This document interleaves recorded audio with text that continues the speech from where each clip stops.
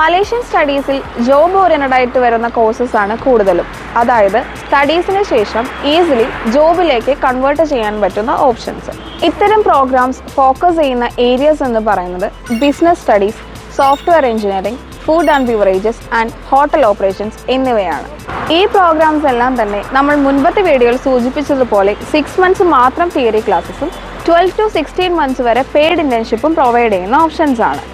ഈ പ്രോഗ്രാംസിന് dual award സർട്ടിഫിക്കേഷനാണ് universities offer ചെയ്യുന്നത് എന്നതാണ് മറ്റൊരു സ്പെഷ്യാലിറ്റി.